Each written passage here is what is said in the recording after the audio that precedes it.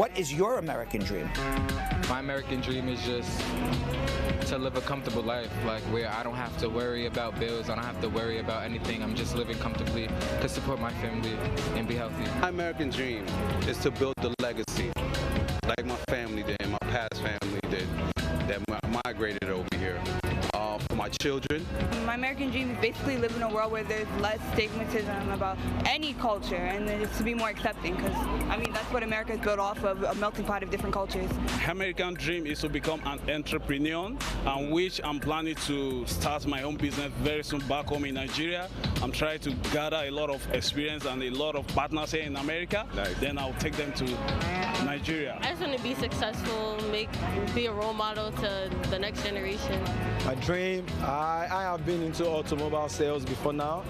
That's my father's business. I inherited that from him. And I look forward to that because, you know, since I've been here, I've been to their auctions, and it's so awesome to like get more experience about how they trade. Yeah, I'll show them. Then we'll go back home and inculcate that into my own business too. My American dream is to be successful and to like thrive in what I do. Everyone has a right to the American dream. Groundhog Sam! Saying how wonderful Trump was, Trump saying how wonderful she was. Oh, yeah. You know, Trump's now calling her a loser. Why is she a loser if she was invited back to The Apprentice? Good point. Then she's the only one from the show who got a job at the White House. Good point, Brad. Oh, hello, everybody. I was just watching Brad talking about Omarosa and Donald Trump. Man, Donald Trump hired and fired Omarosa 4 times. You're fired. It got me thinking about all the stuff I've done that could have gotten me fired. Like that time I blew up the studio. Brad, can you hear me? I wonder what this button does. That time I chewed up the wires in the control room. Yeah. Oh, spaghetti! This tastes funny. Uh-oh. That time I asked Brad for the day off after we had been down for a week. I'm going on vacation. Wait a second. You just had a 5-day vacation. You can't take another vacation now. Surely you must be mistaken. If you take another vacation, you may not be able to work here, so get back to work. Oh, man. And the time I tried to nurse him back to health, and the pills went flying everywhere. Brad, I'm going to open it. I can't open this. Give it to me. Give it to me. Give it to me. I better make it up to Brad. I don't want him to fire me. Oh, my goodness. What can I do? I know. We all know how much Brad hates to shave. I'm going to shave him myself. That way he doesn't have to go through the trouble. Yep, that's the plan. I know the Brad squad will be happy I shaved him. I know you all like a clean shaven Brad. Oh, this is going to be great. Okay, here we go. Barber Sam. Brad's going to love this. He's going to be so happy. I'm so helpful. Come on, let's go. My gosh, look, he doesn't even see me. I'm gonna get him now. Watch. I'm gonna do this so well. He's not even gonna know I'm doing it. Sam, what are you doing? Oh, Brad, I'm trying to help you out. I'm trying to shave you. I know you don't like shaving, so I was gonna do it for you, but it's hard to hold this thing. Oh. See, Brad, I told you I could do this. Oh. Wait, Sam, I think it's your nose is hitting me and not the shaver. You got to get the shaver closer. It is, Brad. Right there, it is. right? It's Oh, now you're getting okay. it. Oh, right here. Get that spot right there. Make sure you got everything. Okay. Okay. Oh, poor Della Douglas is going to be so happy I'm doing this. Yes. She'll be very happy. Better than a broken glass. Totally. Yes. Just call me I think it was a Sam. broken bottle, I think she said. Okay. I think you got it all, Sam. Barber Sam at your service. Ha ha ha ha. That worked out well. Anyway, did you miss yesterday's episode of Brad Show Live? Well, in case you did, Jonathan went to the Go Africa Festival in Harlem. We got to see the beautiful cultures of Africa, West Africa, and the Caribbean, and hear from lots of great people. It looked like a blast. I want to go next year. What's on today's show? You'll just have to watch and see. Enjoy! Clean shaven I am. I was gonna not shave for days until we got 700 shares, and then Groundhog Sam he came in, shocked me with the electric razor. How does even a groundhog get an electric razor? I have no idea. But he shaved me nevertheless. That's and hilarious. Welcome, everybody. It is Hump Day Wednesday. That means we may even have a little Brad after show before the after show. You never know. Ooh. You know, somebody told me today, they go, you know, for a lawyer, you got a pretty risque show. That's true. They go, well, you don't know too many lawyers with this risque of a show, and I can't do it without Belgium Kim and Jonathan Yo-Yo Elliott. Welcome, everybody. So are we the ones that make it risque? Well, I think you bring out the worst in me. Yeah.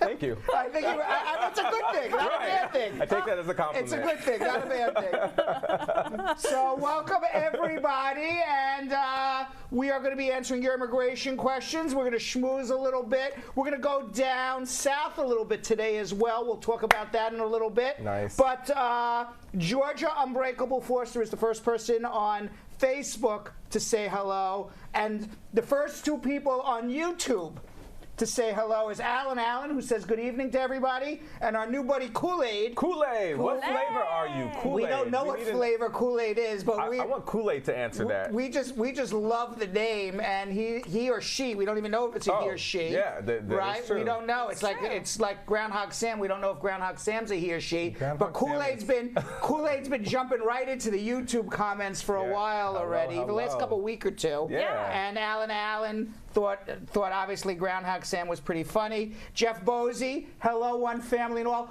By the way, in about 2 minutes. Yeah. Okay, Jeff Bosey sent me.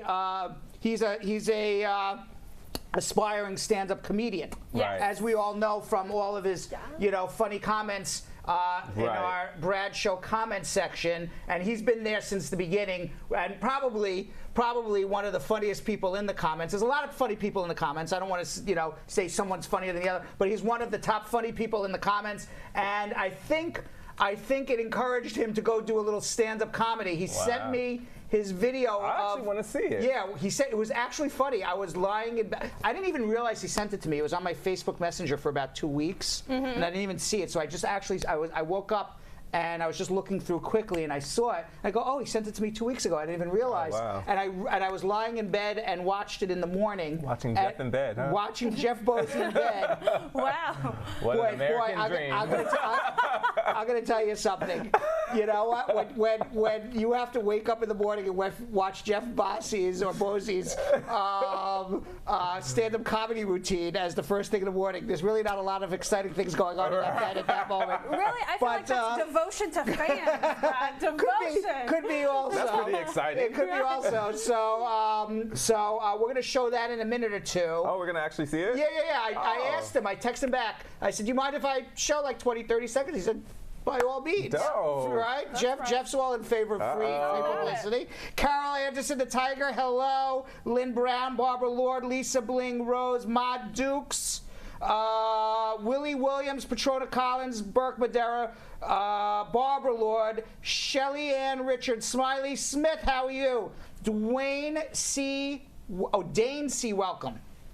Dane C. Welcome. Dane Welcome is in there every once in a while. Every so often. Nads McDrum. Yeah. Not to be mistaken for Dainty. It's not or Dainty. Is that Dainty? No. That's Dainty. That's Dainty. Or does that what That's how you know I'm African. you don't know Dainty. Dainty. Malia Loban Martin saying hello, and it's Dane. It's definitely Dane. Yeah. Dane. Patrona Collins saying hello. CC Mitchell. Smiley Smith. I said Velma Gale saying hello. Jeff Bosey clapping a lot that we're going to show his comedy routine. He's always driving somewhere. He's going to pull over to the side to have to watch this one. Where is he always driving? I don't know what he's doing. I don't know what he does in that car all day long. Whenever he's watching, he's like, I'm driving. I'm listening and driving. That's true. Who else? Barbara Lord. Cordella Douglas, good evening. Cordella, did you notice you got in the skit with Groundhog Sam? Yeah.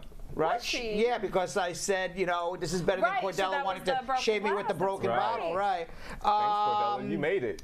And Molly Loban Martin thought it was funny. Asset Lindo saying hello. And anybody else with anything interesting to say? Nona McGowan. Wait a second. 1 second. Lynn Brown. Lynn Brown is starting some trouble. She wants to know if Sam is trying to hit on me. Whoa.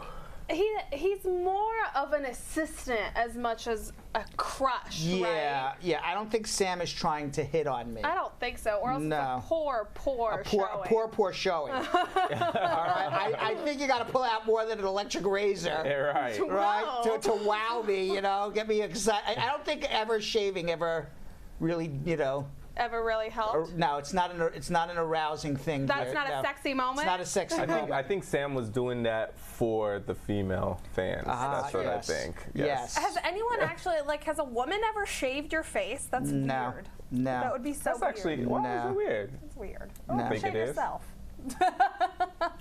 There are times some of my homegirls will have their boyfriends color their hair. You know, I never that's had like that a cute either. thing for a boyfriend and girlfriend to do. I once dated a young woman. I don't want to call her a lady, whatever. Or maybe she wasn't that young, whatever it is. I'm not that young. Or maybe she wasn't. She offered. She said I had 2 or 3 ear hairs. And she wanted to pluck the ear hairs. Hell. And I'm like, just get off my ear hairs. Just touch my ear hair. How many dates were we in before she offered? Oh, this was a couple months in.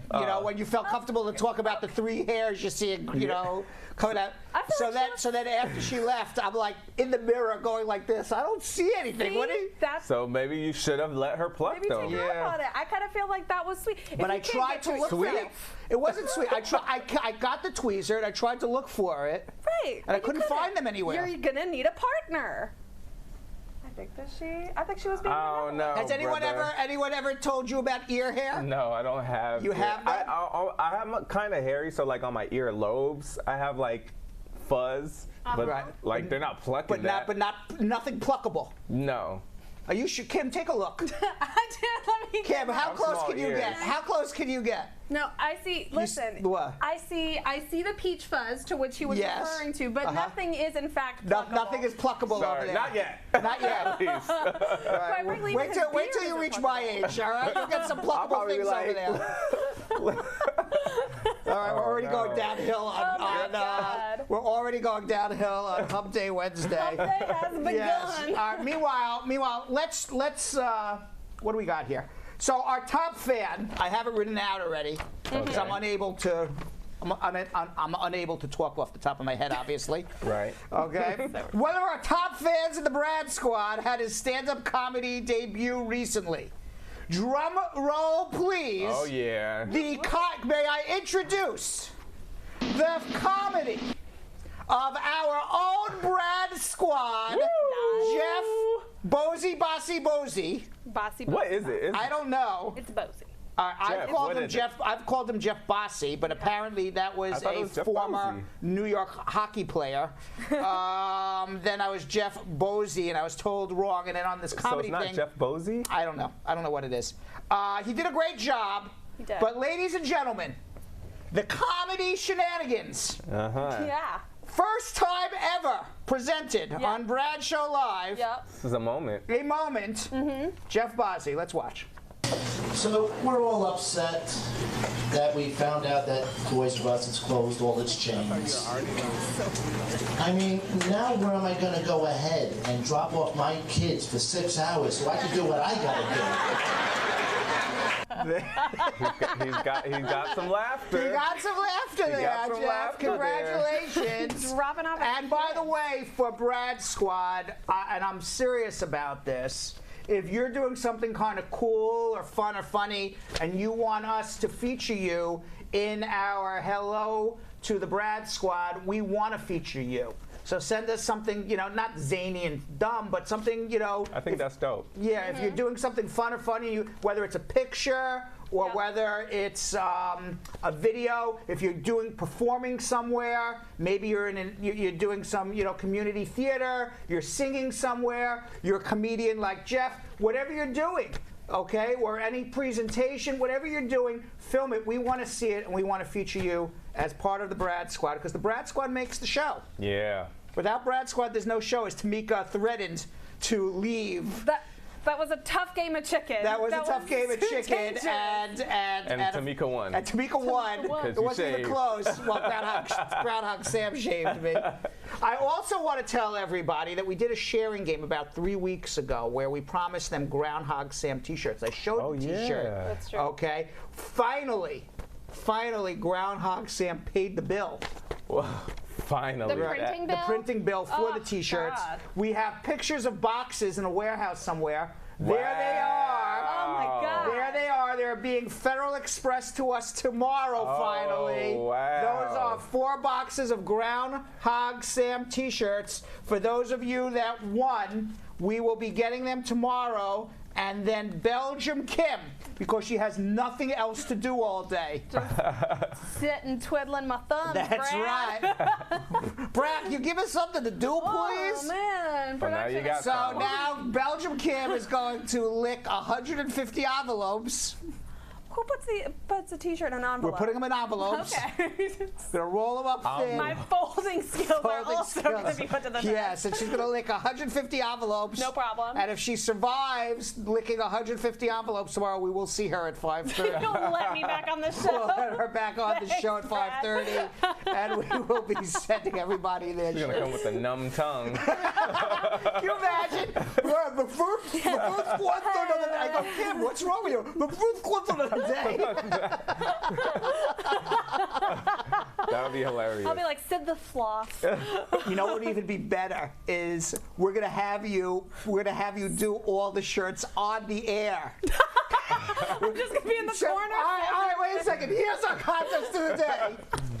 If you want to see Kim lick 150 envelopes tomorrow, and during the show mail out 100, she'll just sit here and do it. All right? Yesterday we were putting you on a date with somebody. Today, 700 shares, and you will get to see Kim lick 150 When did envelopes the tomorrow. share game become about putting Kim through torturous activities? I don't like this. I prefer when we make Yo-Yo dance. All right, we don't play that game. Kim's like, I don't play that game. I don't play that game. I don't play that game. I mean, honestly, I prefer this to being pimped out. Yes. But it's only slightly above it. All right. We won't torture Kim and make her lick 150 envelopes for 700 shares.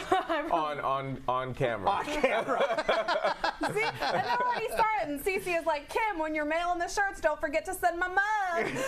Dang, they coming for you. I got you, Cece. I got you. Yo-Yo, do you have a good share game today off the top of your head? Because we didn't talk about it because we were all busy today. We didn't. You have a good one or no? I don't. They're literally sitting here that tell me it's a good workout for me to stuff 150. Right. By the way, everybody likes Kim licking 150 envelopes. This might be a thing. I thought you guys loved me. I thought you guys cared about me. Oh, this might be a ting. You know what? I take back what I said yesterday. I don't want hellos in the waiting room from people who say they want me to lick 150 envelopes on the air. All right. So we have no share game today. Today. But what we will ask everybody to do, because they are so fully entertained, they are so thoroughly enlightened and informed, entertained, enlightened, and informed, should get us at least 1 share per person. Yes. So that's another 86 shares. I'm not even saying if you're enlightened, informed, and entertained, that would be 3 shares. That's true. I'm just asking for 1. For all 3 of those emotions. 1/3 share for each emotion. Correct. I don't feel like that's asking too much, Brad. I don't Is that think asking so a lot? I don't think so. I actually think that it's better that we don't have a share game today just so we can see how much of a family we really are. Well, yesterday there was nothing, and we got like 64 shares on Facebook. They're sharing on YouTube as well. You can share on YouTube as well. Yes. You can absolutely do it. So please share to your friends on YouTube too, and ask them to subscribe to our show. The other thing I want to let everybody know is after the show is over, around 7:25, 7:30, we will go Brad After Hours on YouTube only. So for you, and it's only going to be After Hours this week, right after the show. After that, we're going to pop up After Hours, who knows when. Okay? And so you're gonna need to subscribe to YouTube to know when to be enlightened, informed, and educated when we would be popping up after hours. It's going to be Brad pop-up show, Brad Show Live pop-up show. Absolutely. Okay, so please go to Brad Show Live on YouTube right now and subscribe, because one, you're going to be informed right after this show when we go live for our after hours, which is a lot of fun. And you have to be over 21, right? Absolutely. I was told that. I was told that. YouTube called me on the phone. Seriously. Did they really? Yes, they called me. Like, stop talking about a bar? Yeah, like they said, you know what? We're going to ban you unless you have to notify everybody that you must be over 21 to watch Brad Show After Hours. So you must be over 21. Right. So if you're under 21, do not subscribe. All right. But I'm serious. I'm not making that up. No, but really? I mean that we better abide by those rules. I have to abide by those rules. Absolutely. So please subscribe on YouTube. The other thing is I would like everybody to please share this. We have no, we don't have an airplane.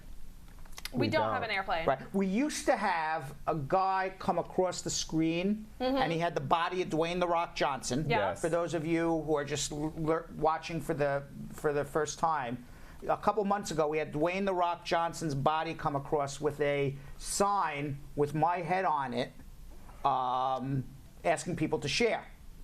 Right. Yes. Right. And how that happened was that I asked the cartoonist to make me come across with a sign asking people to share as I'm sharing, make it a little more visually interesting. And the cartoonist originally came up with, basically the guy looked like George Costanza from Seinfeld. Walk across. I'm like, this guy looks like George Costanza here. Right. So we can't have this guy. So he goes, who do you want to look like? I said, I like Dwayne "The Rock" Johnson. Oh, my gosh. So we had to wait, but we don't have him right now. We're having a little technical difficulties. But he's going to come back next week, Dwayne "The Rock" Johnson, with my head on him, with a big sign asking people to share. God, you must be so lucky. Whose body do I get to be on? Do we get graphics? Oh, we already have graphics, and we get to be on our own bodies. We're on our own bodies. See, we did. I would have loved like a, hey, whose body do you want? I would have been like 1990s Carmen Electra. Wow, Carmen Electra. You're 1990s. damn right. That's the Baywatch. You're damn Not right. bad. You're damn right. Not bad. Thanks. Yo, whose body would you want? I might as well continue with the Baywatch and say David Hasselhoff. Jill can keep her hands off. Maybe Yo-Yo has a secret thing for Jill. Like if I have David Hasselhoff's body, Jill just threatened violence in her By the way, Kool-Aid answered. Yes. Yes, finally. Is Kool-Aid a man or a woman? Let's start there. We don't know that, but we do know Kool-Aid's flavor. And none of us were right. We're all wrong. Orange. Orange. Like orange guy orange. Orange. Yeah. What is up with that? Kool-Aid said that's Orange, the flavor you glad everybody you likes. Why would Kool-Aid like orange? Because it's a delicious flavor? Kool-Aid says that's the flavor everyone likes. Interesting. That's not something that I would have Coming ever picked. straight out of Kool-Aid's mouth. All right, there you got it, ladies and gentlemen. People pleasing Kool-Aid. That's right. All right. Meanwhile, we got to get to some hump day news quickly for schmoozing. Absolutely. And then we got to get to our immigration questions. And let's see if we have anybody on. We have one person on hold, which is Amingat in Los Angeles, California. We're going to get to you in about 2 or 3 minutes, but we got to get to our hump day. Our hump day news. Our hump day specials. All right. So first of all, I don't know if you saw this I read this in the newspaper yesterday. That the new thing now, the new massage, is basically you bite the person's back instead of giving a hand rub. What the heck is that? It's biting. A masseuse. It's an unconventional new method. It's literally sinking her teeth into A-list clients. What? Now, there have been Frank Zappa has done this. Adam Levine, Kate Perry, Simon Cowell. There's a picture of Simon Cowell getting bitten by this woman. What? Yeah, her name is Dorothy Stein. She's from New Jersey. She's nicknamed Dr. Dot. Ooh. And instead of doing a regular massage, she bites them. She made this therapeutic biting since the age of 5. She's been doing this for 43 years now. So What? that's what kids do. They bite. But Yes. why? But why? We have some video. Let's watch the biting massage. Let's see if we have it. There it goes. You taste really good today. Oh! No! What happens if he has a hairy back? Oh! So wait, guys, can you come to me real quick? Tomorrow, I think the share game should be, if you make it to 750 shares, Brad has to do this. We're going to go call Dr. Dot? Because she's in Jersey. She's in Jersey. It's so doable. Why am I doing this? Why don't you do this? No, because they want to see Brad do this. Guys. Now, apparently... Yes, look at her. Look at him not co-signing. Please. All right, let's get to our immigration questions. There you go, guys. But she's cute. Like, you wouldn't let her bite you a little, Brad? Picture Brad's head down there. Look at her. Go look at her. Oh, I swear to you, I would be there to cheer you on. You know what it would be like? You ever see Look, and she's gonna wear that. She looks like she's doing more than biting. All right, but we don't know. I don't want to disparage the woman. You ever see the 40-year-old virgin when he goes against? That's what it would be like. wax. All right, and you're all standing on top of me, filming this, and I'm going. That's exactly. Meanwhile, Burke Madeira is about it. Burke was like, I like the body biting thing. Some people like it. Okay. Now, this is what Dr. Dot says is the benefits of this. Okay. She says, I take big bites, obviously not firm enough to break the skin, Oh, okay. but firm and deep enough to grab and tenderize the back muscles, warming them up for the real rub down that follows. I've never heard anyone doing it. It's actually divine for the client, as it's sensation they've never experienced before. They're marching into the unknown and putting their trust in me. See, this is the thing. For me, it's just a mental thing. Like, it's a mind thing. I wouldn't be relaxed with her saying, oh, you taste good today. Like, what? That's never a relaxing compliment. No, like, and then I'm gonna think about like saliva accidentally touching the back, and I'm very like. You know what? There's a whole bunch of comments on Facebook. Okay, so for example, Anna Nicole says, does she have the customer shower first? We don't know. See? My question back is, does she use mouthwash and brush her teeth between? Right. Okay, that we don't know too. Beverly Thompson has a different question. What the hell is going on here? We don't know either. Hump day. It's hump day. Carol Anderson the Tiger said, I would never make someone bite me. I kind of agree. I don't know. I mean, unless. Okay. I would never pay someone Okay. to bite There you go. me. So ridiculous. All right, the other thing we found for hump day for today, and then we're going to get into our immigration questions and get a little serious here. But the other thing we saw for hump day today was a Sheffield. Sheffield is in England. Okay. What do you even call this person? A topiarist? A topiarist. A topiarist. A topiarist. Uh-huh. Never heard that. Okay, so that's a person who cuts bushes into different shapes. Oh, okay. Okay. Oh, whoa. This one cuts them into naked women. And that's what he has been doing this for over 40 years. Cutting his topiaries in Sheffield into different naked women. And now he's a little fed up.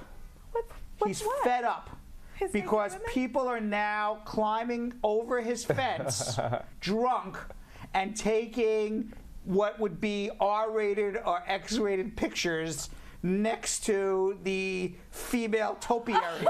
Wow. And like there's now people trying to have sex with the topiary. Okay. There's people peeing on. We're going back to peeing again, peeing on the topiary. And by the way, we don't make this stuff up. This is what we see in the news. You would think it's a real or fake news. This is not. This is not. They're having sex with it? Yeah, and now it's like a big thing on Instagram. So like, you know, that go and like climb over this guy's fence and take a picture and then post it on Instagram. It's like a big thing now. Wow. What? Who looks at a hedge, however it's cut, and like, you know what? I could have sex with that hedge. Yeah. So a local artist is also upset. This guy who does this, his name is Mr. Tyson. He's been doing it for over 40 years, Keith Tyson, and he's an artist, and he lives with another artist, and that artist, who is his, I guess his significant other, has said, as a local figure, Keith Tyson, it's fun to do, and they get amusement out of it, but now they're getting mad because the artist says, it's just awful how these shrubs are now being molested in such vicious ways. I mean, that's the quote. Wait, so he was mad at the fact that he's mad that the shrubs are being molested. Not that people are trespassing, like shrub molestation. The shrubs, it's shrub molestation. It's an epidemic. It's an epidemic going on. You know what? Maybe you should try to why don't you just make it round like everybody else, like a regular shrub, and nobody will come and try to have sex with your shrub. Right. It does look like she was like, paint me like one of your French girls. Yeah. And then he cut it. Wow. Okay. All right. So that's what we have for Hump Day. The serious news we'll get tomorrow. We did have some serious stuff we wanted to get to, and we will get to it tomorrow for sure, about what's going on with ICE and Trump and undocumented aliens, and it's really important. But it's hard to do Hump Day news and the serious news at the same time. So tomorrow. We're gonna go back a little more serious. Okay. Okay. Hump Day, for those of you who don't know, is our one fun day that we have here on our show. The one fun day. The one. Yeah, we only have one every fun other day we're only serious. We're only serious. Right. Okay, but we also have fun after hours. So if you like this stuff, then you can watch us after hours because we get silly again. But now we're going to get it a little serious, a little risque, right? For a law show. It's pretty risque. Pretty risque for a law show. The after hours. Just wait. Are we busting out the bar today? Ooh. Are we? You guys need to know that after hours life. We'll have to see. You'll have to see. All right, so now, before we go into our immigration questions, I do want everybody to please share this with your friends and family. You take out your thumb, you take out your finger, you press the little arrow at the edge. Please share this with your friends and family. I'm really urging you. There's no game that we're playing today. This is not a game anymore, ladies and gentlemen. This is no game at all. We just want you to share. Yes. Right? Yes. This is you guys proving to us that you really love us and you care. That's right. That you feel like our information is valued. Yeah, I think that's the better prize. I thought if I just yell at them like, this ain't no game. You think this is a game? You think this is a game? This is not a game. This is life, man. You gotta share. Could be that way as well. Could be that way too? Yeah. Take it how you guys want to. Right. Which way do we like better? Which way do they like better? I don't know. So whichever way they like it, just take it. Take it. Take it.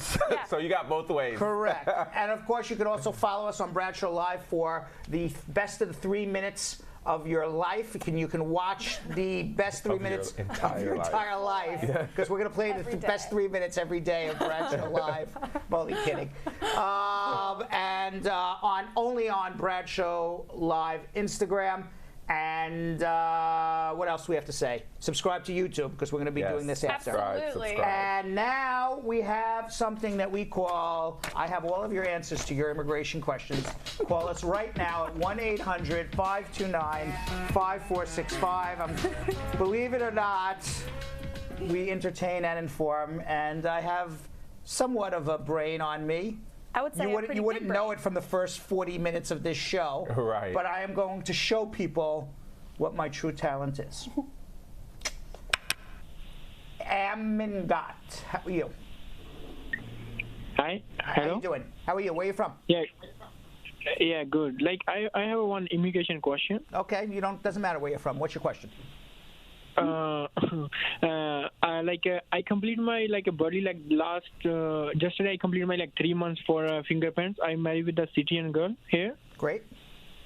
I didn't get nothing from the nothing, not even work permit from the immigration. Let me ask you a question. Did you get a letter back from immigration saying you were missing any documents? I got already my fingerprints. I didn't get any letter like that. Okay, so you just got to answer the question. So you filed your papers, you got a receipt notice back, you took your fingerprints. It's been about 3 months, correct? Yeah. Already now is 4 months already to deposit the file. Okay, yeah. The work permit's supposed to come in 90 days, but under this Trump administration, they're actually taking about 4.5 months now. So if 5 months comes and goes and you don't have it, then there's a problem with the way that you filed your papers. But you should get it within 5 months of filing. A lot of times why I always ask, did you get a letter back saying you were missing documents? Because if you were missing documents, that puts a hold on your case. So, but as long as you didn't get that letter, you should be getting your work permit within 5 months. Okay. All right, just hang in there. Thank you so much. Hang in there, you'll get it, I promise. Hold on if you need help. Thank you so much. You're welcome. All right, let's go to Sophia in Kingston, Jamaica. Sophia. Sophia. Sophia. Sophia. What is it? You snooze, you lose, right? That's what they told you in your fraternity, right, Jonathan?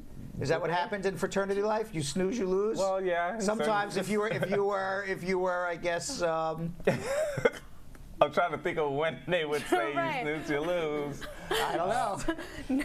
Number one rule of being a frat brother: you snooze, you lose. More so your enemies. I say that too. George, I hope you're watching. Right? Right. There you go. Yes, you don't want to snooze. Right, around me. Yeah, all right. Sabrina in Brooklyn. Hello. How are you? Good. How you doing, Brad? Good. What's going on? Okay, I have two questions. I'm sorry. Go ahead. Okay, the first question is when my brother filed a while back for my mother, but in the 1996 or something like I believe, my mother came in illegally, and she got caught, and she asked to be deported back to her country. Right. So it was voluntary deportation. So, if you 10 years, later. Well, let me say this, because I heard in the beginning you said your brother's filing for your mom. What he filed for her. Okay. She's not getting through. She's not going to get through the brother's filing. I can already tell you that. Okay. And let me tell you why. So let me come to the end of your question. When you get caught with a fraudulent document and you get deported, that is a misrepresentation. You need a waiver. Forget the deportation, just a fraudulent document. You need a waiver to overcome that misrepresentation. We haven't even gotten to the deportation part. Okay, you presented a document. You said your name is Sally when it's Mary, or whatever name she was using. Maybe her name's not even Mary. I don't know. Whatever. It doesn't matter. But she presented a document that's not her. That is a misrepresentation. As soon as you are caught doing that, you are barred for life from getting a green card. The only way around that is to get a waiver after somebody files for you and you're denied. Under the law, there is only two petitioners that you can get a waiver for: a spouse or a parent who is a U.S. citizen, not a child, not a son or daughter. So unfortunately, when your brother is filing for your mom, that's a son filing for a mom, the mom can't get a waiver through the son, ever. It's the law. The only place she can get a waiver is... Hello, you hear me? The only place she can get a waiver is marriage or through her parent, which would be your grandparent. Right. What happened is when he filed, they denied her the green card, though. So what happened is, on the application, when they asked my brother, when they said, the poll that if that person never tried to come in the U.S., for him, instead of saying yes, he said no. And when my mother went to the interview for the green card, they asked her, did you ever try to come to the U.S.? She said yes. And when they look at the application, it says no. So they deny her that green card. Right. She's never going to come. So now there's two misrepresentations, perhaps. But there's no waiver for any of this. That's the point I'm trying to make. Okay. So the only time you can get a waiver is through a spouse or a parent. She's married to a person who's a resident or a citizen, or her parent is in America as a permanent resident or citizen, maybe she could be helped. Otherwise, even if your brother was truthful on the application, she wasn't getting through. Wouldn't matter. Okay. All right, hold on if you want. Hold on if you want more help. All right, let's go to Chris in Las Vegas, Nevada. Chris. Hello. Hi, Chris. Hello. Yes. I just came on YouTube and saw your show. Great. My friend recommended it. Wonderful. Huh? Wonderful. What can I do to help? Oh yeah. I was just I'm just 15 and I'm from Nevada. So if I want to be a police officer, do I have to have an American citizenship? Because I just immigrated here. You have a green card? Yes. Okay. It depends on what jurisdiction you are, and there's also forms to say that I intend to become a citizen. Niggers.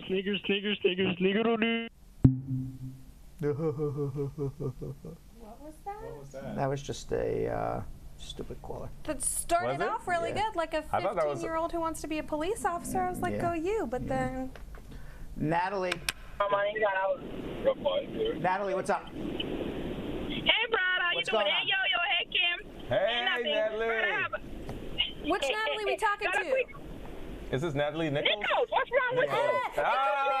I knew it. Natalie Nichols. I knew We it. got two Natalies. Hey, I got two quick questions. Yes. Okay. What's going on? My sister she just got her 2-year green card thing. So what we want to know is can she file for her dad? So we have different dads. Can she file for her dad or put her dad paper in with the 2-year green card? Can you file for your dad? No, you have to be a citizen. Yeah, but I can't file for my dad because he's my stepdad. I'm a citizen, but she's not. She has her 2 years. Why Will she be able to put it in? why can't you file for your stepdad? Oh, I didn't know I could do that. I can't do that? Did your mom marry your stepdad before you were 18? Yes. Yes, you can file as a stepdaughter. So you can file right now. Okay, so I can put in for both of them, but they're here right now. Do I wait for the 90-day period over and then put it Wait in? for the 90-day, and as long as the marriage happened before you were 18 and you're a citizen, you can file for both mom and dad adjustments here. Okay. And your stepdad. Okay, that's All good. right. I've been married for 35 years. So, Oh yeah, so I mean, they're that's all good. okay. All good. Okay. All right. Okay, Brad. Thank you, Thank Brad. you. I'm going back to watching now. Okay, Going back to watch. Go back to watch it now. Got my answer. Let's go to Sophia back in Kingston. Sophia. Sophia. Still snoozing over there. We're having problems. I don't think it's her snoozing. I think it's, I don't want to call out, phone companies. Oh, but the phone company? The phone company. Dorothy in Jersey City, New Jersey. Yeah, good evening. Good evening. I want to ask a question. I've been married for the past year, and I put in my papers them from August, and it's now a year. I only got my work permit and my my social, but I don't hear nothing more from them. When did you file? Last year, August. You got your, okay, so unfortunately, adjustment applications, if you go online right now, they say that adjustment applications will take anywhere from 10 months to 28 months. Okay. That's the waiting time right now. Okay. All right, so just... So you think everything is okay? As long as you got the work permit, that means everything's okay. Okay. All right, if you didn't get the work permit, then you got a problem. Oh, okay, All right, thank you. So hang in there, okay? Yeah. All right. Let's go to Sabrina in Brooklyn. Hi, Brad. How you doing? How you doing? Okay. Another question. I have my 2 year, and I want to next year I'm supposed to file for the 10-year green card. So me and my husband, we don't want to file taxes together. Is that going to be a problem? Yes, because you have to have a joint economic relationship, and one of the best ways to show But you we have a joint account, though. We have a joint checking account. Okay.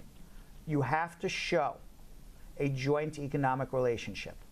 So how do you show it? What is a joint economic relationship? A joint economic relationship is that you are both, you combine your assets and you are responsible for all of the debts of the marriage. So when you don't file a joint tax return, what you're telling the government is, I'm not responsible for my wife's debt, and my wife's not responsible for my tax debt. And that could, not saying will, because it also depends on the totality of circumstances. But if you're asking me, is that a good thing to do? No. To me, if you're saying, well, we'll save some tax dollars, the accountant says to do it this way because we'll save a couple of dollars. To me, saving a couple of dollars and risking whether or not you will ultimately get your permanent green card is not worth it. File a joint tax return and show you have an economic relationship. You're both jointly responsible for each other's tax debt. It's my opinion. All right? Let's go to, is it Olga Ulinga? Hello? Ulinga? Hello? Ulinga? This is Sligma. Yes, what can I do to help? Hello, yes, niggers. Saw that coming a mile away. Yeah. I did too. Yeah. Why? What sense of fulfillment does that bring to any human? Who cares? Sophia in Kingston?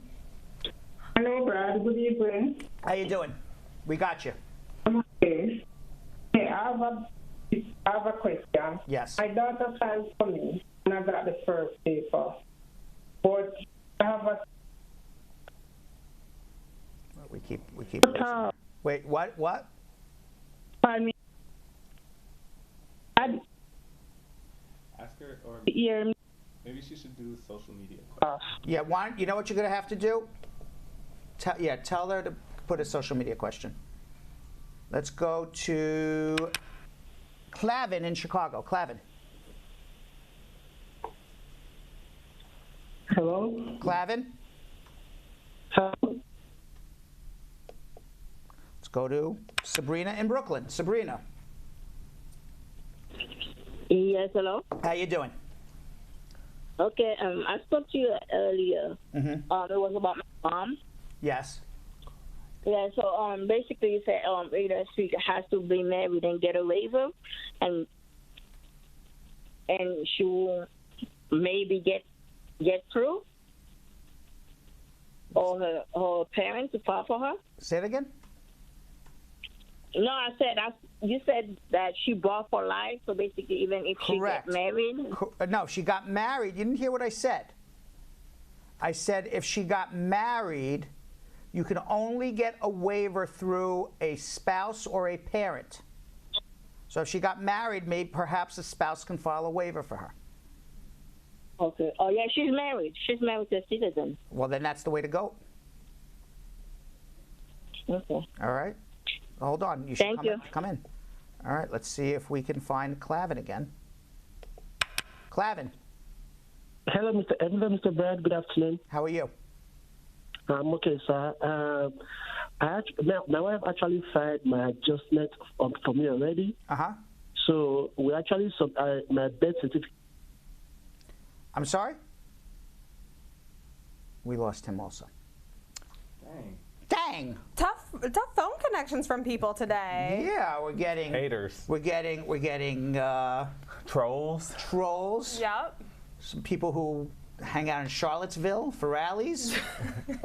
Exactly. All sorts of people. Exactly. All sorts of people today. Oh my God. So All much fun right. stuff. All right, so let's go to social media check-in. Absolutely. No trolls in there, Brad. Okay.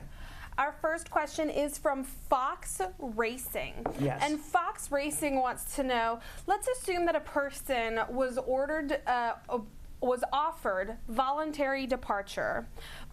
But then a year or two after they received that order, they found out that they were offered through a FOIL. And they had no idea prior to that they had actually been offered a voluntary departure. What are the consequences once you overstay that voluntary departure if you never had any idea that it even existed? And is there any way that you can get voluntary departure again? Well, once you overstay your voluntary departure, it turns into an order of deportation. So you are in the position of somebody who's been ordered deported. There's a warrant out for your arrest. Now, you're saying, I didn't know. Why didn't you know? Did this hearing happen without you? Did they not give you a translator? Did you not understand? I don't know why you didn't know. So perhaps the only way that you would be able to reopen your case would be either some sort of joint application where you show some sort of humanitarian reasons why the government should just want to reopen your case, or alternatively, if you can show your constitutional rights were violated somehow, and then you can open it that way. But we would need to look into your records and see exactly what happened. And there's actually transcripts from hearings and tapes from hearings, so we could actually hear what happened. All right, we got one from our friend Kool-Aid, orange flavor. So this is a follow-up from yesterday. Can an arriving alien adjust their status in front of an immigration judge? That's the first part. Can an arriving alien adjust before an immigration judge? Yes, an arriving alien can and can also adjust before the immigration service. All right, and also my friend James wants to know if you can file for citizenship if you have a conditional green card. If it's been a conditional green card for more than 3 years and you have a pending I-751, you can show that you are in a bona fide marriage with your spouse, yeah, you can try. I generally like to remove the conditions first. Simone said, hey, B, if your case was transferred and a new office has jurisdiction, what does that mean? It means your case was transferred and there's a new office that has your file. But is that negative? Does that point negatively? No, they move files around. Sometimes it goes to the local office for an interview. Sometimes they move files around just to move work around. Maybe there's a lot of applications in one office and not a lot in the other. It depends.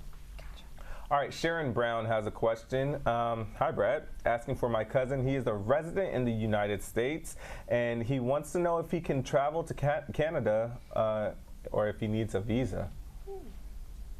He's a resident of the United States? Mm-hmm. You generally need a visa to go to Canada as a resident unless you're a citizen. Carm Capo on YouTube wants to know, could you explain the EB-5 visa and the length of time to get a green card through that visa? It's an investor visa. You have to invest more than $1 million in a business that hires at least 10 U.S. workers. They also have empowerment zones where the investment can be $500,000. They also have regional centers where you're combining all your income and showing there's an economic benefit to the area in which you're combining your investment with maybe 100 other people's investments. For example, the Barclays Center, which is where the Nets play, was a regional center. It depends what you're doing, but that's the general gist of it. Okay, Sharon Brown has another question. So asking for my mom, she's a U.S. resident, but she's back in Jamaica for about 8 years because she's sickly. Can she go back? She's been out of the country for 8 years? Yes. Not on her green card she can. If she wants to come visit, you can turn it into a work permit, into a visitor's visa. And you can say, listen, I've been out of the country for 8 years. I'd like to come visit. Can you give me a visitor's visa? I'm turning in this green card. They'll be more than happy to do that. Or you can try to apply for what's called an SB1 visa, which is for a returning resident who's been out of the country for more than a year and show you have significant ties still to the United States and it wasn't really your intention to give up your permanent residence. And quick add-on, she asked, I don't know the details, but she said, can someone who's visiting Miami drive up to New York? Yeah, as long as they have a license. On the visitor's visa, right? Yeah. So any event, let's do this. Tell me. Okay. So in May, and we're going to come back to some more questions. We have some questions on hold. We have some questions in social media. Yes, we do. Okay. But in May, I spoke with photographers Andrew Kung and Emmanuel Han, who documented Chinese families living in rural communities in Mississippi. You may remember. Or you may not. Yeah, absolutely. And they met generations of Chinese families that have lived in the Mississippi Delta for over 100 years. You don't even know there's Chinese in the Delta.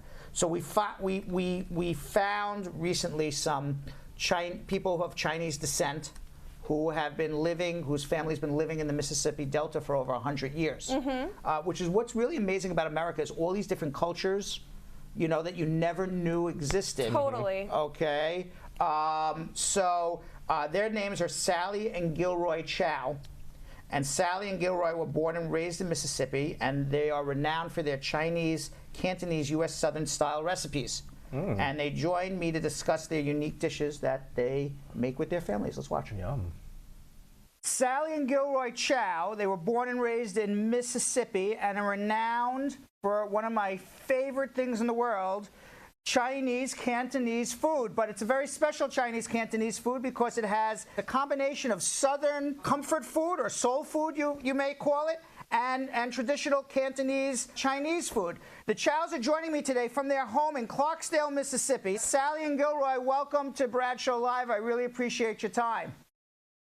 Thanks so much for having us. Yes, it's great. So you are right now, you are in your kitchen, is that correct? We're in the kitchen. It is the center point of our home because as family and friends gather, we love to eat. And as we eat, you know, somebody's got to cook it. The restaurants haven't always been available, and then their style of cooking hasn't been the healthiest and the freshest and the style that we enjoy. Now, you have a unique cuisine because you combine Southern style cooking with Cantonese traditional, what you would think of going to a traditional Cantonese, Chinese, American restaurant. There's not too many people, if at all, doing this in the world. How did you come to do all of this? How did you just make your own unique recipes? Were they handed down from generation to generation? I know your family's been in Mississippi for a while. Tell us a little bit about the background of all this. Well, it's a combination of all of the above. Try to make the dishes, and we imitate the things that our parents and their families have created, and then you have to be versatile and adaptable to the ingredients you have in hand. A lot of these things are traditional Southern foods, but then when you put 5 spice in your pork and your rib, that gives it a Chinese, Cantonese flair. You were interviewed on Al Jazeera. You had over 4 million people watch your video. It went viral. Have you written a cookbook, or are these secret recipes that's only going to be handed down to your children? I mean, where do we find these recipes, or we get that special ingredient to give this special type of Southern Chinese cuisine? There is a museum, a Mississippi Delta Chinese Heritage Museum in Cleveland, Mississippi, just 30 miles south of here on the campus of Delta State University. And we, in collaboration in a consortium with the city of Cleveland, are trying to preserve this heritage. And one of the ways that the heritage is being preserved is in the cooking and the recipes. This story could be repeated time and again for families across the Mississippi Delta. You see the picture of Sally's mom, who's the oldest of 10. So that gave Sally 23 first cousins in a small community. Well, they're spread out across the country now. That is the family in 1922, and there were just 8 of them, and 2 were yet to be born. But 1922 in Mississippi.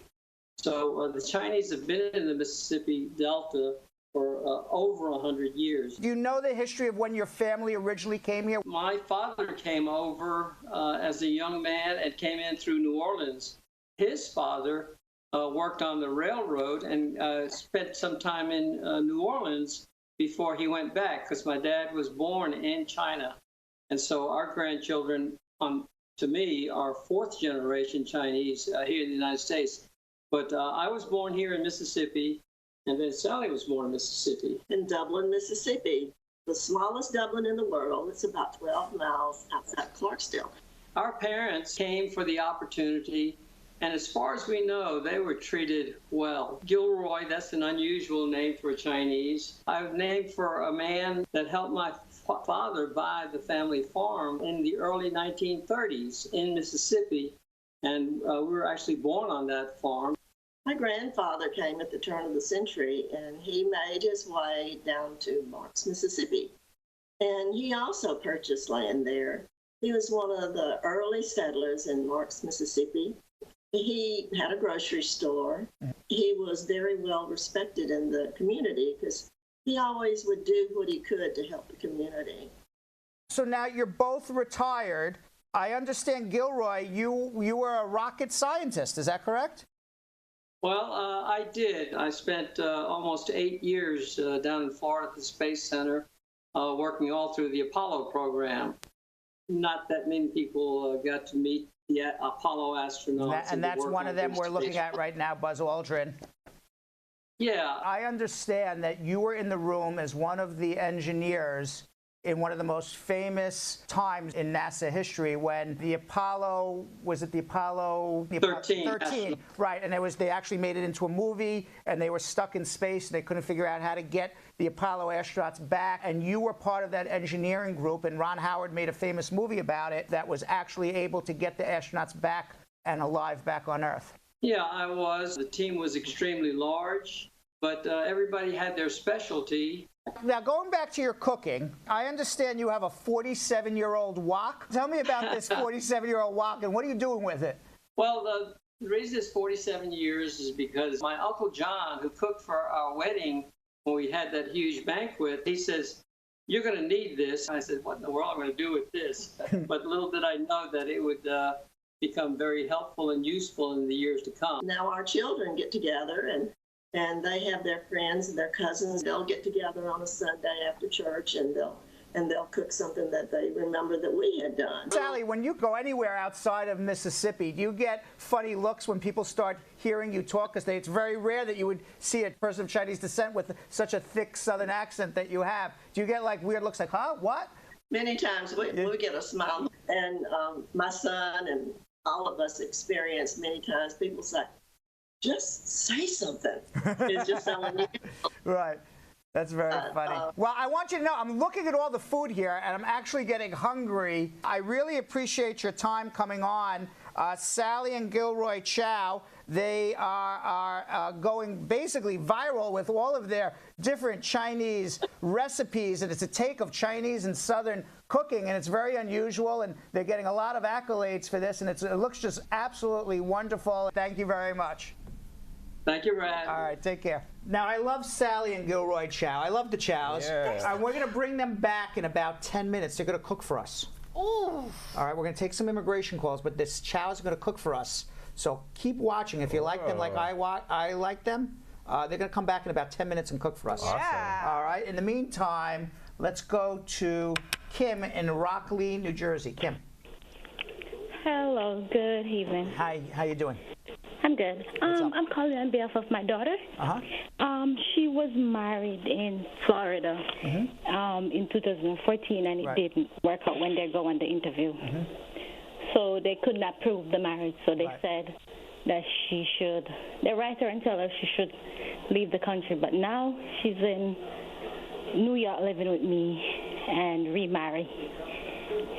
And she get her permits and everything. So you think that's going to be a problem when she go on the interview? It's only a problem if the first marriage was a fraud.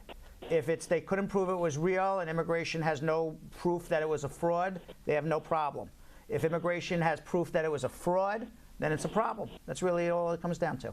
And I don't want you to say any more on, because we're not having an attorney-client privilege conversation right now, but that's the situation. Okay. All right, hold on if you need help. Hold on. Okay. All right. Let's go to Friendly in Fort Myers, Florida. Friendly. Hello. How you doing? Good. So, but I have my cousin. He's in Haiti. But he has a Swiss visa. But he also has a girlfriend that is a U.S. citizen. I understand if my cousin came to the United States, he has to wait 3 months before he can get married to his girlfriend. Correct. But what about if the girlfriend go to Haiti and they get married there? Is that gonna affect his visa status? It won't affect his visa status, but if they know he's married when he's coming into the airport and they ask him, you have to tell the truth, obviously. And if you and they may consider that he's coming to live here permanently, and that's a problem.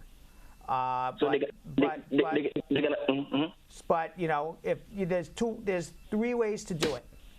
Okay, 1, the girlfriend can file a fiance visa, and he can wait in Haiti 9 months, 10 months, come up. 2, the girlfriend can go to Haiti, marry him, file a visa petition for him. It'll be about 1.5 years before he gets his green card. He can travel on his visitor's visa, but they always runs a risk that they think that he's coming to live here permanently. Or he can come to the United States with the intention of visiting. If he comes with the intention of getting married, it's a problem. But if he comes to the United States with the intention of visiting, and after 90 days changes his mind, he can get married and adjust his status here. Those would be the 3 options. Okay, so the option you get, so if the girlfriend go to Haiti and marry him, so it's not gonna, it's gonna be best for him not to travel to it for the people? It's always best not to travel because he always runs into a possibility. I'm not saying it'll happen, but a possibility that someone at the airport or someone at immigration will say you're coming to live here and give him a summary exclusion, a summary inadmissibility, and now all of a sudden he's got a big problem and he's turned around to Haiti. Oh, okay, thank you. I understand. Thank you. All right. All right. Let's go to Lamar in Detroit, Michigan. Lamar. Hello. How you doing? Yeah, what's good? So my parents immigrated here from Jamaica 30 years ago. And they are not, they were just rejected. Nigger, nigger, nigger, save you all. Jesse in Carnegie, Pennsylvania. Yeah, hi, Brad. So I'm the NJC favor that sent in a message yesterday regarding an RFE. I've been on this RFE since May 15th. First, it was sent to me. I didn't get it. Post office said they sent it back, but I finally got it again 20th of July. Wait, what happened? And what I happened filed in this July? application since. What happened in July? What happened in July? What'd you get in July? The RFE, I didn't add W-2s in my application. What didn't so you I add? got an RFE. You didn't add what into your application? W-2s. The Bluetooth? What? My, what are you talking about? Hello? Hello? What do you mean by you didn't add Bluetooth? What does that mean? So, when I filed my application for my affidavit of support, I didn't add W-2s there. Add the what? So I got an RFE. You didn't add something. I don't know what you're saying, but okay. Yeah, I got an RFE. RFE. This RFE was sent to me since May 15th, but it didn't get to me. Post office kept sending it back, but I finally got it July 20th. Your W-2 you didn't add. Okay, fine. Got it now. Thank you very much. Thank you. All right. Okay, sorry. Okay, so now I have all the documents they asked me, but the only thing I don't have right now is the bank statement. So, but I need help because I don't want to keep doing this myself. I did the whole application myself. You're gonna have a problem because obviously you're having a problem, and and you so far everything you've done hasn't gotten you off of home plate because your application is just sitting there. So we can help you. We'll go through everything. Hold on one second, okay? So as I said, okay, the Chows were gonna come back and cook for us, right? Yes. So we wanted them to come here, but it was like, how are we going to cook in here? So we sent a film crew down to Clarksdale, Mississippi, To the Mississippi Delta. To the Mississippi Delta to catch them cooking in action. Let's watch the Chows cooking.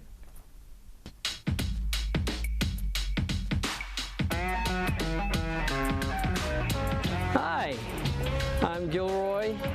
This is my wife Sally. We're the Chows from Clarksdale, Mississippi. We're here to prepare a Southern Chinese meal for you. It's Chinese, but it's Southern, and it's strictly home cooking because we're not in the business, but as we get together as friends and family, we like to eat when we get together, and so we're going to do a little cooking and a little getting together and just hanging out, and it's going to be a fun evening. So just come on in. Well, this evening we're going to have several dishes, homemade, and to start off we're going to have charbroiled roast pork. This is a homemade drum. It's got a hole cut the appropriate size and the pot's the appropriate size to hold the charcoal. And the ring, as you see, is around the outside, and the drippings fall to the side on the bottom, but not into the fire. We marinated it, and then halfway through the process, we've re-basted it with the sauce. And you just see how nice that is. And again, you can see the meat pulling off the bones. The sauce that we made, caramelized, it's got a nice sheen to it.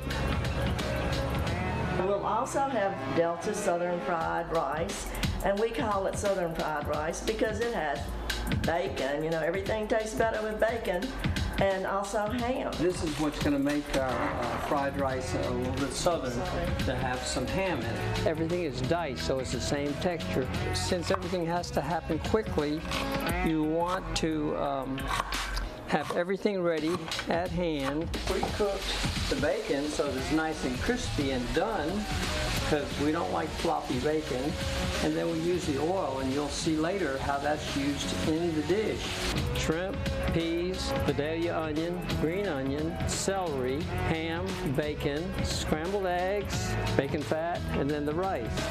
We're going to season it with oyster sauce, a little sea salt, black pepper, a little soy sauce, and we like to use canola oil. If you pre-season it, the bottom half is already seasoned. We're cooking on this wok that we've had for 47 years. When we stir fry, we're going to get a lot of heat, and it's going to cook quickly. And it's the old traditional Chinese wok cooking, and when you get that heat in, and it adds to the flavor, and it gives it what they call wok hei. Season the pan with a little bit of salt. We like to use a little garlic, sometimes ginger, depending on the dish, but this one we like, and here you get a nice little sizzle. The bottom of the spatula is the shape of the wok, and so when you scrape, it gets everything.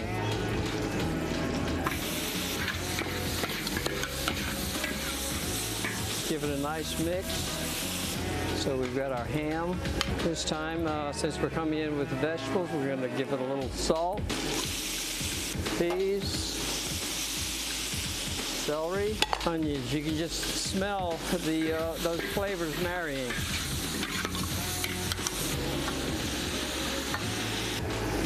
We just take our rice that we pre-seasoned, and boom. And so we're going to season with a little bit of oyster sauce, a little bit of pepper. This is where you need the big wok to get a good mix, break up your big clumps. Here comes the magic ingredient. That's the rending out of the bacon. And the last touch, sesame oil. We do it at the end because if you cook sesame oil, you will lose the flavor. And there we have fried rice, Southern style. There you go, fried rice. There's also going to be black-eyed peas with pigtails, which is a traditional New Year's dish that we like to serve. It brings good luck, and of course everybody wants good luck. So we started the black-eyed peas, and it's been cooking maybe an hour or so, and then I'm going to add the magic ingredient, which are pigtails. My girlfriend's husband, Steve, told me, when you're cooking dried beans, do not stir the beans until they're finished cooking because it will tear up the beans. You know, black-eyed peas are traditionally good luck for people at New Year's time. And so for Chinese New Year's, we said, well, we could go ahead and use the American version of black-eyed peas, and we'll add a little twist to it. In dried black-eyed peas and mini beans, they ask that the directions say to soak it overnight in water. And I like to use something with more flavor than water, although water is very healthy for us, that I soak the black-eyed peas in chicken broth. And notice I am not stirring it, I'm just letting it simmer in there. These are wonderful Vidalia onions that come at this time of the year. This will probably simmer for about an hour. And then we'll have to have a taste of it. And also we're going to have broccoli and chicken stir fry. You know, broccoli is very healthy. Usually in Chinese cooking you cut up the meat in small pieces so it'll be easy to serve and easy to eat without having to use a knife and fork. So I had this idea about just cooking the meat separately in whole pieces. This way, there's less chance of it becoming dry. So we're flavoring it with a little bit of garlic Well, and people in the South love pepper. Pan-seared, ready for stir-fry with broccoli. And we're going to do the broccoli out here. And Bradley's going to help, and Jack's going to help. Turn it over into the wok. Ooh, yeah. Yeah, good sizzle.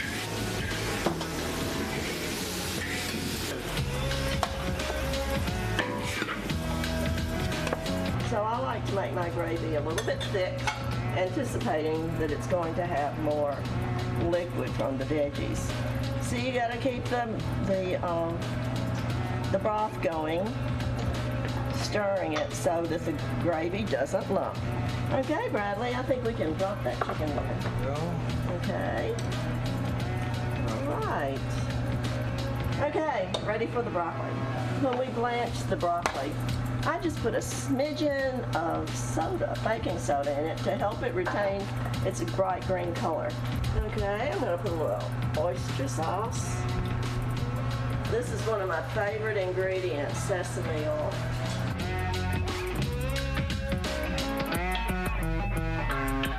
And we're also going to have shrimp cantonese. It's a very special dish. It's traditional for a lot of weddings and birthday parties. Shrimp cantonese is a gravy-based dish with shrimp, and it has pork and a thick gravy with eggs and garnished with some green onions. But it is served over white rice. So it's shrimp, fresh ground pork, egg, broth, garlic, ginger, and finished with green onion. And what we have here is dried black beans that I soaked earlier.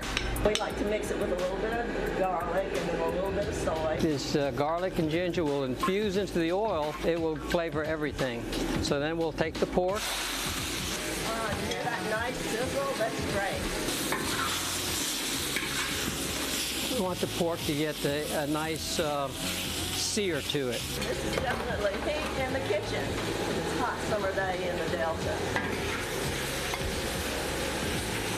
See, the heat just gives that shrimp a nice red glow. So now we are using some chicken broth.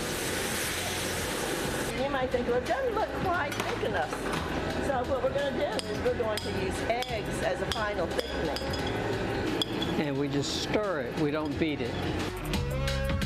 Then all we need to do is just finish it with our green onion and give it that nice green color to go with our yellow and white and the pink from the shrimp. We put the sesame in at the end. Fold that in.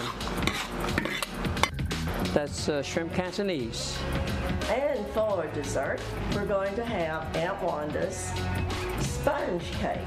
And then we're going to serve it with my Aunt Jean's topping, crunch Heath bars. In our kitchen, there's always room for artistic expression. So sometimes she does a little bit differently than I do, and sometimes I'll do it a little bit differently than she does. We have a lot of fun in the kitchen, and it's time we get to spend together. All this cooking has gone for naught if we don't eat it and enjoy it. So we're here together, Sally and Gilroy, and we have our friends Ray and Rob Rancy, all the way from Australia. You get the prize for coming the furthest. Bradley, Jennifer, Jack, and Emily came all the way from Germantown, Tennessee. And so we're welcoming everybody here, and we hope that everybody enjoys the meal.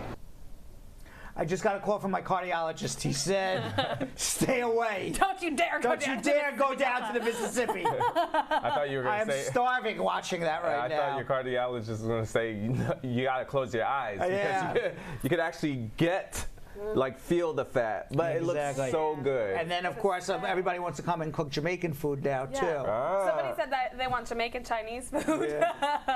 That exists, too. That exists, too. That exists, too. That sounds pretty good. All right, so let's go to some social media questions. Absolutely. We've got one question from Sophie, who said, hey, Brad, my daughter petitioned for me, and I got the first letter. Anyway, I have a daughter who's going to turn 16 next January, and I was planning next summer when she comes to the States to let her stay. So if I let her stay and put in the adjustment for her while she's here, could she get a green card before she turns 18? conceivably if you're a U.S. citizen, but you can have her come up with the intention of getting a green card. That's misrepresentation. She can come up with the intention of visiting and change her mind 90 days later.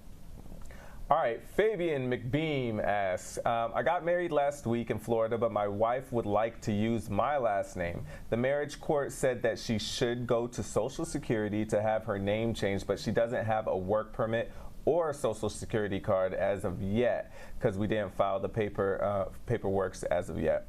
Would it be a problem if she used her maiden name on the I-130 and I-485 since her ID doesn't have my last name on it? No, she could take your last name even though the ID doesn't have it because you have a marriage certificate. You can take any name you want. You can take the married name, you can take her maiden name, you can do a hyphenated name. For the I-130 and I-485? Correct. Sheila wants to know, can someone whose status is pending be able to travel within the U.S. in September with their native passport if it expires in December? What's pending? It just says their status is pending. I don't know what that status pending means, so I need more information. Cordella Douglas is asking for a friend. She's asking if you are married to a green card holder and out of status with 2 children under 9 and 11. Does the husband have to file the I-130 separately? I-130 separately for what? You're married? Yes, so you're married to a green card holder and out of status with 2 children under 9. Okay, so this is how it works. You don't file separate I-130s unless the petitioner is going to become a U.S. citizen. So as a green card holder, the permanent resident green card holder files for the spouse, includes the 2 children on the application. They're all included under that one fee. However, if the petitioner is going to become a citizen during the pendency of this case, as soon as the petitioner becomes a citizen, the children fall off the case. So if you already know ahead of time that the petitioner is going to become a citizen, you file separate I-130s for both the spouse and the children separately. If the petitioner has no intention of becoming a citizen, then you just need the one I-130. We've got a question from Cordella who said... She just asked the question. Sorry. From JJ British. Yes, okay. On YouTube, who said, so my wife filed the I-130 for me in March, and we haven't gotten anything or heard anything from USCIS or the Visa Center in Georgia. No receipt saying they've received my application, nothing, and I'm still in Jamaica. What's going on? When was this filed? March. You go check the money order or the check that you used to pay for this because you should have gotten a receipt notice. Go see if the money order or check that you used to pay for the filing fees got cashed, and then you can track the case based on the case number on the check or the money order. If it never got cashed, it means it never got to immigration. All right, we got one from Sheila. I filed my I-485 in November 2007, but have not filed my parole documents so that I can travel. Is it advisable to still file even though I would have overstayed by now? Would I be penalized? No, you can travel. If you filed an adjustment, you can get an advance parole. You can travel for short periods of time. I wouldn't stay out of the country more than 2-3 weeks max. Doris says, can I visit Canada with a green card? Yes, but you may need a visa depending on what country you're from. All right, Terry Ann Carby on YouTube is asking for a friend. Her American husband is on disability, also owes taxes. Is it safe to do a tax return even if he owes taxes? Is that an issue, Brad? You owe taxes? Is it safe to do a tax return? Yeah. You always have to file a tax return whether you owe taxes or not. Right. And then if you owe taxes and you can't afford to pay it, you should speak to Carmela, who is our fantastic tax attorney here at Spar and Bernstein. Awesome. The most dangerous thing is not filing a tax return. Correct. That's hard. Don't want to do that. Natalie Ash on YouTube wants to know, hi, if the joint sponsor's income is above the poverty guideline, or if their spouse is unemployed, would the spouse still need to file an I-864A? The spouse always has to file the I-864A. All right. Alicia Virgo. Oh, yeah, I read that wrong, too, yeah. Okay, Alicia Virgo. Alicia Virgo. Oh, Alicia Virgo. There it is. I said Alicia Virgo. All right, this is on YouTube. Okay. My husband does not have a birth certificate, and we submit an affidavit saying his birth was not registered. USCIS just sent us an RFE asking for more evidence. Please, what do we do? Get a good attorney. You're going to have a problem because they have blinders on. We talked about that the other day. Mm-hmm. All right. So you have to show the unavailability of documents, and there's a way to do it. You need a good attorney. And real quick, yes. as a follow-up, Mm-hmm. they also asked us to submit any church or hospital records, but we don't have any of those. None of does we only have? So we only have an affidavit of 2 witnesses. So they don't have. Well, it depends. Well, if he was born in a hospital, we can get a hospital record. If he was born at home, you can't. You know, so we have to see what the availability of records are from that particular country, and then also show what do you do in lieu of that, and each country has their own specific rules.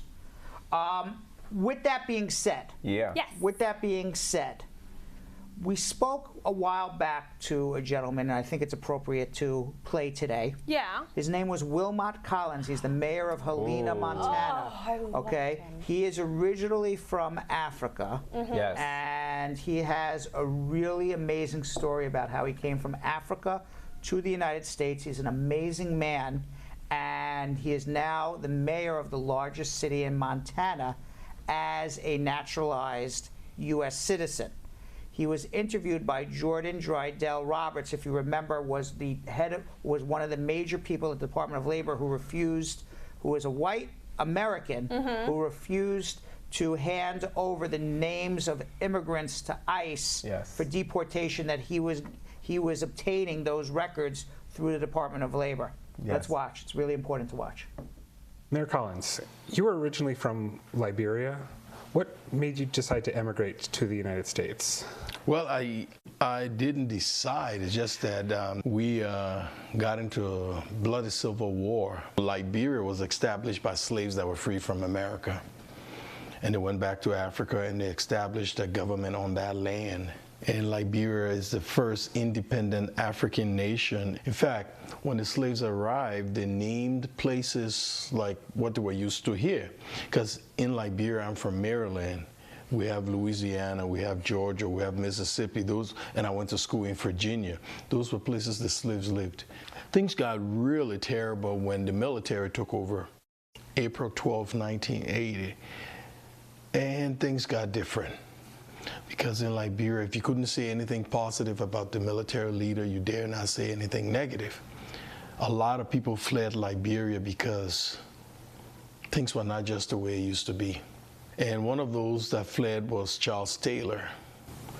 He fled and went to Libya and got training in Libya and decided to go back to Liberia and take over the country. He and his rebels entered the country December 24th, 1989, and they systematically took over the country. When the rebels hit Monrovia, we fled into the safest area in Monrovia, which was around the American embassy, because they had the Marines protecting the property. So the rebels and the soldiers didn't go around that area. And my wife and I were advised that the war would hit Monrovia, but we had to save enough food and water for 10 days. The war would come and go. The war lasted 14 years. So you can imagine how many people died of starvation. We ran out of food. I lost 2 brothers in that war.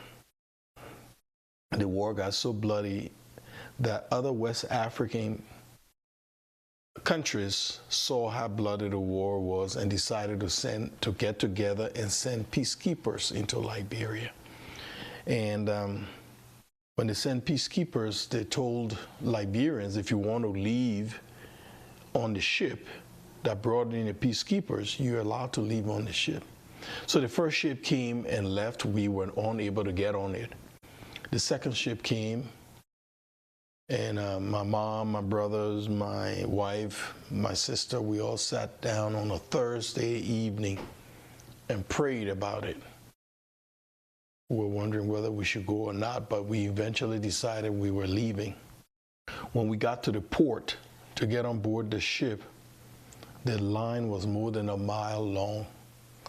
We had to stand on line Friday, we stood on line Saturday, we stood on line Sunday. Finally, 9:47 p.m., my wife and I were chosen to get on board the ship. We got on board the ship, and at 10 o'clock, the gates were closed. So it was estimated 10,000 Liberians got on board that ship. And we didn't know where it was going the first day. We later found out the first stop would be Ghana. And we realized that the journey from Liberia to Ghana on that ship was another 3 days. And there was only standing room. There was no other way. We all had to stand. And they weren't feeding anybody, so if you didn't carry any food, you had to go without. And we had to go without because we were just the way you saw us, you know. The first morning we were on board the ship, we heard a lot of crying, wailing, just to realize that people's loved ones had died the night and they had to dump them overboard because there was no way they could keep the body. They didn't know where they were going. They didn't know what they were going to be doing. There's no way they could keep the body on board. And to see that you throwing your loved ones overboard was pretty tough. We landed in Ghana. And in Liberia, I used to teach. And the organization I taught is an international organization. It's in every African country, European. It's even here in America, the SOS Children's Village. And when I arrived in Ghana, I went to look it over, look for it. And when I got there, the director said, "Can you identify yourself?" And I couldn't because I didn't have any ID, I didn't have anything. I said, "No, I can't." And he said, "Well, we have some children from the first ship that came. If they can identify you, I'll help you." So the children came, and when they saw me, they started crying. I didn't understand why they were crying. I thought they would be happy to see me, but they were crying. And then I asked to use the restroom, and for the first time in 6 months, I looked at myself in the mirror. Then I found out why they were crying. When they knew me, I was 172 pounds. That day, I was 92 pounds. 92 pounds. So I was dying of starvation. I was hospitalized for 7 days. After I got out of the hospital, because I used to teach, he put me in their local school. I started teaching again. My wife was in medical school. She started helping out in the clinic. And then after a few months, my wife said she wanted to come to America. I said, "Well, that's a far-fetched, you know, how are we supposed to do that?" She said, "Well, I have family in Montana." I said, "I thought you told me you wanted to come to America. Now you're talking about Montana." I didn't even know Montana was in America, my man, you know. I'm telling you, nobody knew of this hidden treasure. And she said, yes. And so my wife was an African exchange student. She went to Helena High, 83, 84. In fact, she and Governor Bullock were classmates. So she went there and she graduated and went back to the university. That's when we met. And she contacted the host family she lived with while she was here, Bruce and Joyce Knoxheim. Bruce was the assistant principal at Helena High, and Joyce was elementary teacher at Bryant. So they were more than willing to help us, but they didn't know the process. So they contacted Carol College, awarded my wife a full scholarship to do nursing. And we jumped at it. We said, yeah, great. So about 2 weeks before she was to leave, she started getting really, really sick. And I took her to the hospital, and the doctor comes out, "Congratulations, Mr. Collins, you will soon be a proud father." I'm like freaking out. No, my wife has a scholarship. She's going to America. He said, "Well, she's pregnant also." So, and this time it was tough because I didn't mind my wife leaving, but then she was leaving with my child, or our child, and I didn't know when I would ever join or see them. So we talked about it, and she thought the best thing was for her to come. So I finally agreed, and she came. She went to Carol. In the meantime, I was in Liberia trying to join them, And I realized the only way I could join, I had to register as a refugee with the United Nations. And so I did. I registered, and that process took me 2 years and 7 months. When my wife left, it was 1991. And by this time, it's 1994. When they told me I had finally passed, I called my sister. I said, hey, I'm coming to America. And the first thing she said, you don't want to go to Montana.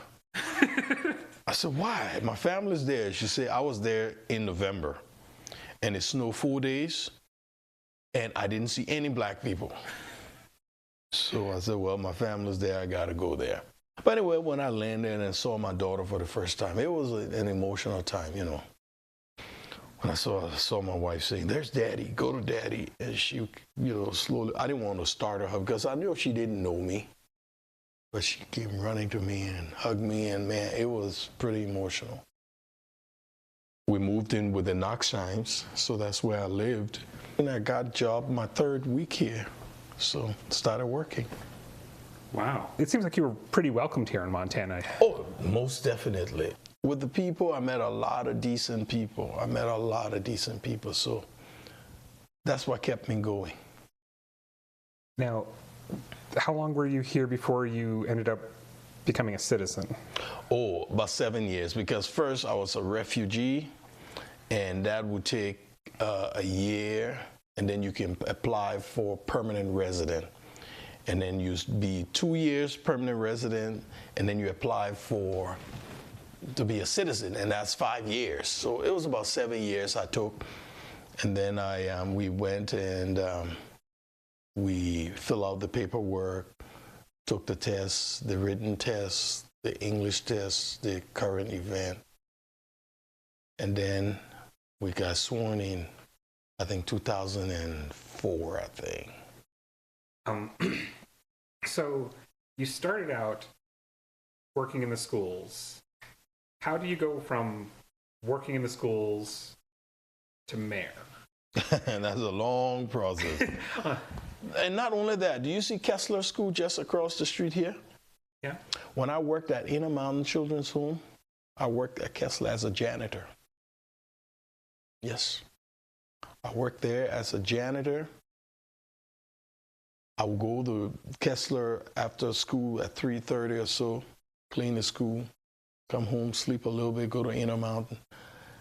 And I stopped being a janitor when one of the teachers went on maternity leave. And then I spoke to the principal. Peace be to her ashes. She was Sharon Walker. I said, can I teach? She said, do you have a degree? I said, yes. So I showed it to her. She said, but why didn't you tell me? I said, I didn't want to appear overqualified for the janitor's job. So, because I needed it, and so I didn't want you to deny me.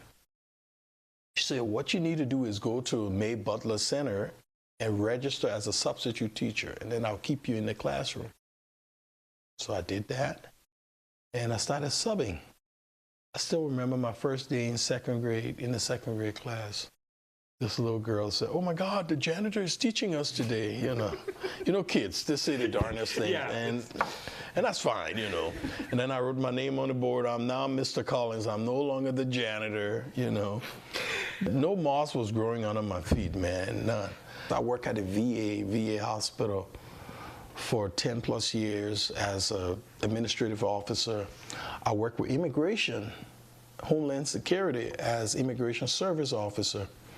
And then I joined Department of Health and Human Services. So I've been around the block. I've done it all, you know. And I know a lot of people just saying, oh, from janitor he became this. No. They don't know the part of it. I've done everything. I put 14 years in the Army and the National Guard. In 2 months, I'll be retiring finally from the Navy Reserves. 22 years, so. And I'm mayor, and then I child protection, 3. I've always had 3, man. What made you decide to run for mayor? I've always wanted to get into politics. I must admit, even back in Liberia, my undergraduate is in political science and sociology. I remember I wanted to run for mayor in Monrovia when I was a senior in college. but I didn't get into it. But I always wanted to. So when I came here and realized after these many years that, God, nobody died from politics in this country, you know. So I called a couple of friends together and told them, hey, you know, there's a possibility I wanted to put my hat in the race. And they were excited to say, yeah, we think you should do it. So, I mean, so you were running against a 16-year incumbent mayor, and you won. You're the, you know, the first black mayor in the 128-year state history as Montana as a state. So what do you think it means for Montana and in the broader sense that you, a man of color in a very white state, former refugee, an immigrant, you were able to win in what is a state, the whole state went, you know, 20 percentage points for Trump. Yeah. My winning brought a lot of different things out. It told us a lot of things. Refugees are not what you say they are. Montana is not what the rest of the world think it is. And so, yeah, a lot of things came out of my winning. So since you've come to the U.S., have you been back to Liberia? Yes, I went back once. I took my kids, I think, about 8 years ago. I took the kids back to where we grew up, to show them where we grew up. I took them back to show them their uncle, their aunts, their cousins. They had never seen any of them. So so there are still friends and family back there? Yes. I lost my brother today. I lost a younger brother today. Condolences. Yeah. Donald Trump had recently said that Liberia is stable. His exact words, Liberia is no longer experiencing armed conflict and has made significant progress in restoring stability and democratic governance. In your opinion, how accurate is that statement? It's partly accurate. We've had democracy now. We've had a transition of two governments. So yes, that is accurate. But where it's not accurate is in the United States, we have pretty close to maybe 100,000 Liberians in this country who have been here for 30 years because of the DED program. 30 years. They have homes, they have built lives here.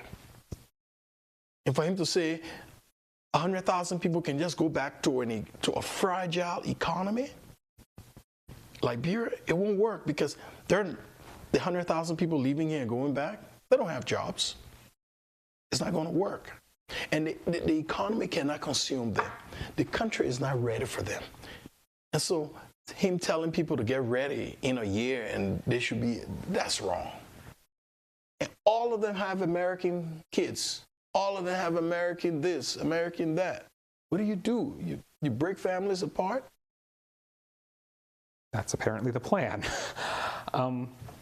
So, as we've talked about, it's been a pretty rough time for immigrants, refugees, asylum seekers. For, you know, past just the Liberians being sent back to the immigrants out there, people who are, you know, struggling during these times. Are there any words you'd have for them to? You know, I always tell people, America is the great equalizer. If you work hard, there is no way you won't make it.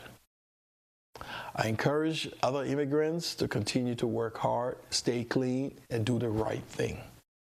Because if you can do those things, there are brighter days ahead. And so the Brad Show has this tradition when they do interviews with people, they ask them, what's your American dream? You know what? I'm living it right now.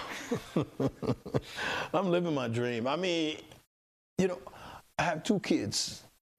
They were born here. My daughter is serving this country in the Middle East right now. She is doing very well.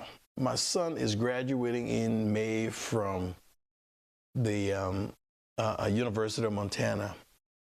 My wife and I were both winding down our military career. She's also in the Army Reserves. She's a nurse at VA. And so I think all is well. You know, anything comes after what I'm doing is extra. But right now I'm doing okay, you know, and I'm happy. I am, really. Well, thank you very much. No problem.